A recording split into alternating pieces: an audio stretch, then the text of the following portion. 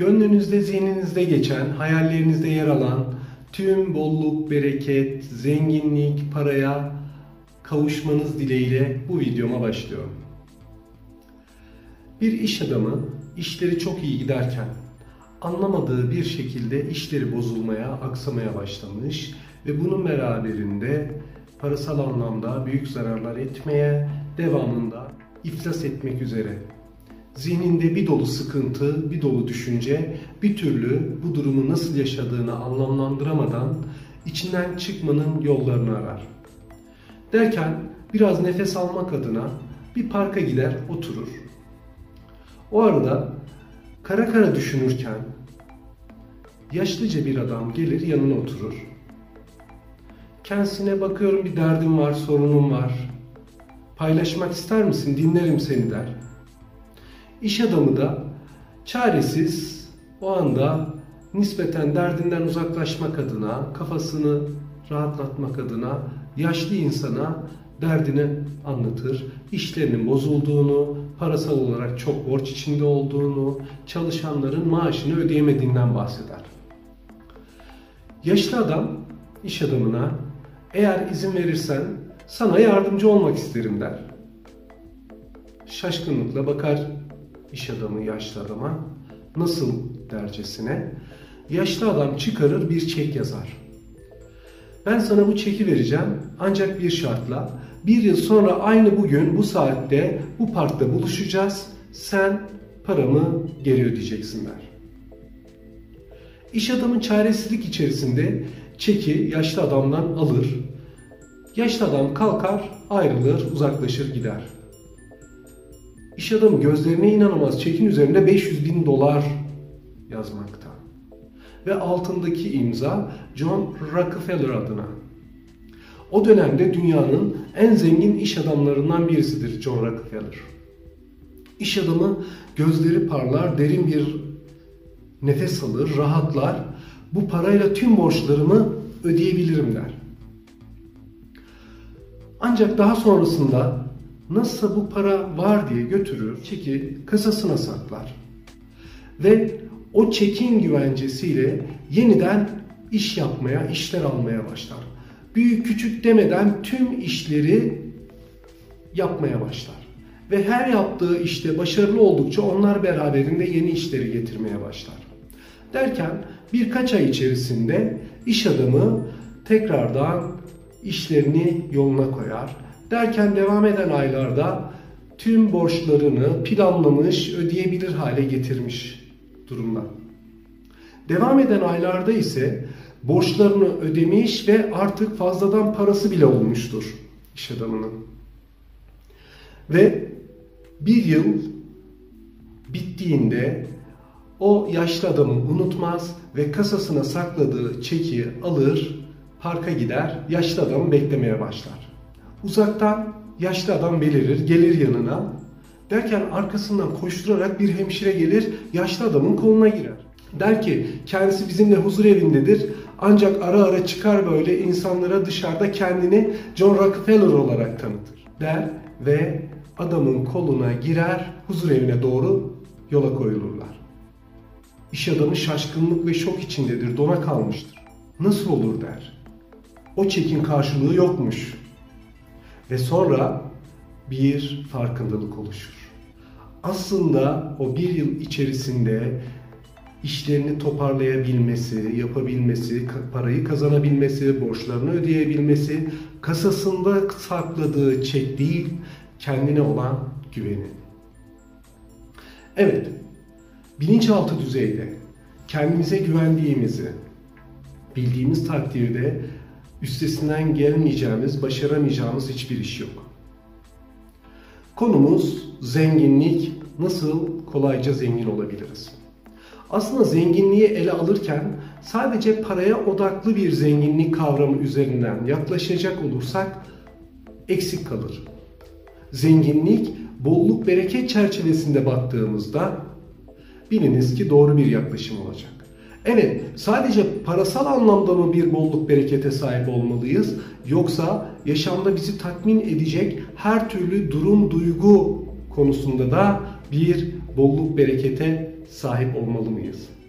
Kesinlikle her konuda, her durumda, her duygu için bolluk bereketi yaşamayı amaçlıyoruz. Aslında parasal anlamda zenginliğin arka plandaki arzuladığımız durum da budur. Yani parayı bolca kazandığımızda bizi tatmin edecek, duyguları oluşturacak durum, olaylar yaşamak, temin etmek. Bir şeylere sahip olmak. Eğer böyleyse öncelikle bilinç ve bilinçaltı düzeyde bolluk, bereket, paraya ve zenginliğe nasıl sahip olabileceğimizi bu videoda sizinle paylaşacağım. Evet, kuantum düşünce tekniği penceresinden bakıldığında bolluk, bereketi ve zenginliği parayı kendimize çekmekle veya kendimizden uzak tutmakla ilgili bilinç altındaki kayıtlarımızı, kodlamalarımızı, inançlarımızı değerlendirmemiz gerekiyor. Yaşamımızda para ne kadar yer alıyor, ne kadar uzak kalıyor, ne kadarına sahibiz, bunların hepsini belirleyen aslında bilinç altındaki kodlamalarımız. Bilinç altında paraya verdiğimiz anlam. Çünkü parayı ne şekilde görüyorsak o şekilde hayatımıza çekiyoruz. Nasıl anlamlandırıyorsak yaşamımızda o şekilde var oluyor. Eğer bilinçaltı düzeyde parayı yargılayan, eleştiren, parayı kötü bir unsur olarak görüyorsak ve parayı sevmiyorsak, paranın yaşamımızda var olmasını düşünmek, istemek kadar çelişkili bir durum olamaz bilinçle bilinçaltı düzeyde. O halde bilinçaltıyla bilinci eşitlediğimizde, aynı pozisyona aldığımızda parayı yaşamımızda tutacağız ya da tutmayacağız. Eşitlediğimizde çelişkili durum yaşamayacağız. Eğer yaşamımızda parayı istemiyorsak, bilinçaltı düzeyde, bilinç düzeyinde de istiyorsak, paraya sahip olamadığımız gibi bunu anlayamayacağız, dengeleyemeyeceğiz. Eğer bilinç düzeyinde istemiyorsak ama bilinç altında paranın iyi bir şey olduğu kavramı varsa, istemesek bile para yaşamımızda bolca oluşmaya başlayacak. Öyleyse kuantum düşünce tekniğine göre bilinç altındaki paraya verdiğimiz anlam, inanç, kayıt ve kodlamaları bilmek birinci öncelikli durum. Şöyle ki, çokça duymuşuzdur. Para dediğin elinin kiri. Parayı sevmiyorum. Çok param olursa sevdiklerimi kaybederim, çevremi kaybederim. Çok laf yalansız, çok para haramsız olmaz gibi birçok bebekliğimizden itibaren yaşadığımız sosyal çevrede duyduğumuz ve kendi inancımız ve kodlamamız haline getirdiğimiz ne kadar olumsuz duygu durum varsa bunlar bilinçaltı düzeyde kodlamış oluyor bizi ve yaşamımıza parayı çekmemize engel oluyor. Öyleyse ne yapacağız? Öncelikle bilinç altındaki bu kayıtlarımızı fark edeceğiz. Peki bunu nasıl fark edeceğiz? Çok kolay. Bunu illaki bilinçaltını okumak, anlamak gerekmiyor. Sadece soru sormak lazım. Ben paraya ne anlam yükledim? Para benim için neyi ifade ediyor? Param olursa, çokça paraya sahip olursam beni endişelendiren, kaygılandıran nedir? Bunları sormak gerekiyor. Ben parayı neden yaşamımda uzak tutuyorum? Mesela. Ben parayı yaşamıma çektiğimde neleri kaybederim? Kaygı, korku var mı? Ben paraya sahip olduğumda çevrem bana nasıl bakar? Ben paraya sahip olduğumda, zengin olduğumda çevremle ilişkilerim nasıl olur? Gibi sorular çoğaltılabilir. Yani paraya sahip olduğunuzda, zengin olduğunuzda, istediğiniz bolluk berekete sahip olduğunuzda çevreniz, şahsınız, aileniz ve yaşamınızla ilgili negatif yaşayabileceğinizi düşündüğünüz ne kadar olay varsa öncelikle bunlardan arınmak gerekiyor. Bunun için de şu yolu kullanabilirsiniz. Parayı sevmiyorum yerine parayı seviyorum. Para benim için güvenilir bir araçtır. Ne istediğim kadar paraya sahip olduğumda yaşamımda her şeyi kolaylaştıracağını biliyorum. Para benim için pozitif bir araçtır. Ve hakkım olan paranın bana ulaşmasına izin veriyorum. Ne kadar çok paraya sahip olursam olayım, yaşamımda zengin olduğumda diğer ilişkilerimi de dengede tutabilirim gibi. Ve toplum tarafından, yakın aile çevresinden, sosyal çevreden bana yüklenen paraya dair ne kadar negatif inancım varsa hepsini iptal ediyorum. Şeklinde, olumlamalar şeklinde bilinçaltınızı paraya karşı oluşturduğu tüm negatif inanç kodlamaları değiştirip temizleyebilirsiniz. Bununla birlikte paraya bakışınızı, zenginlere bakışınızı, sizlere göre zengin olarak adlettiğiniz insanlara bakışınızı pozitif anlamda değiştirerek. Çünkü siz paraya sahip olurken bir diğer taraftan paraya sahip olmuş bir zengine yargılayıcı, eleştirel ve kötü gözle bakıyorsanız, negatif bir gözle bakıyorsanız yine paraya sahip olma durumunuz söz konusu değil. Eğer öyleyse herkesin hakkı olan paraya sahip olduğunu, bilinçaltı düzeyde parayla ilgili inançlarına göre parayı kendi yaşamına çektiği bilinciyle parayı yaşamımıza çekebilmek adına bilinçaltındaki kodlamalarımızı değiştirmiş olduk. Şunu da biliniz ki evrende herkese yetecek kadar her şeyden var. Para da dahil. Yaratıcı, yarattığı her varlığın hakkı olan, ihtiyacı olan her şeyi sunarken bizler hakkımız olmadığına kanaat getirdiğimizde o paranın, o bolluk bereketin, zenginliğin bize ulaşmasını beklemek yine bir çelişkili durum. Paraya dair, parayı yaşamından uzak tutan, örnek olması açısından herkeste aynı mıdır? Bilinçaltı kayıtları değildir ama yaşanılmış bir örnek anlatmak istiyorum. İşinde çok başarılı, mesleğinde çok başarılı. Kendisiyle aynı işi yaparken çokça kazanan, her türlü parayı oluşturan, zenginliği, bolluğu, bereketi oluşturan bir başka meslektaşı varken kendisi bu taraftan asla kazanamamış, hep cep harçlıklarıyla yaşamını sürdürebilecek bir kazanca sahip bir kişi. Mesleğinde başarılı. Hatta kendisiyle ortaklık yapan, iş yapan kişiler o kişi üzerinden fazlasıyla para kazanmış durumda. Ancak hala belki 40 yıl, belki 50 yıllık meslek yaşamı içerisinde başarılı olmasına karşın bir türlü para tutamamış, para oluşturamamış, zenginlik, bolluk, bereketi asla yaşamına çekememiştir. Bu durumu konuştuktan sonra kendisine ben şunu sordum. Dedim ki, geçmişinde nerede senin parayı kötü olarak gördüğün ve senden uzak kaldığında kendini iyi ve güvende hissedeceğin bir olay yaşadın? Bu soruyu sorduğumda bilinçaltı hemen bu soruyla özdeşleşen parayı kendisinden uzak tutan anısını ön plana çıkardı. Ve kendisi dedi ki çocukken sokakta oynarken bir yerde bolca bir para buluyor ve bu parayı evine götürüyor. Babası evde oğlunda o kadar parayı görünce söyle diyor, sen bu parayı nereden çaldın? Çalmadım, ben sokakta buldum şeklinde cevap veriyor. Hayır diyor, bu kadar parayı kimse sokakta kaybedemez, unutamaz, sen bu parayı çaldın. Söyle nereden çaldın? Çocuk ne kadar ısrarla bulduğunu ifade etse de gerçek öyle. Babası bir türlü kanaat getirmiyor. Ve devamında hırsızlıkla suçladığı gibi şiddet uygulamaya, dayak atmaya başlıyor. O kadar çok dayak atıyor ki çocuk dayanamıyor, artık yalan söylemek zorunda kalıyor ve bir arkadaşım bana verdi diyor. Arkadaşının adını verdiğinde babasına, dayaktan kurtulabilmek adına, babası dayak atmayı bırakıyor ve arkadaşının babasını arıyor. Senin oğlun benim oğluma bu kadar para vermiş, bu parayı nereden bulmuşlar?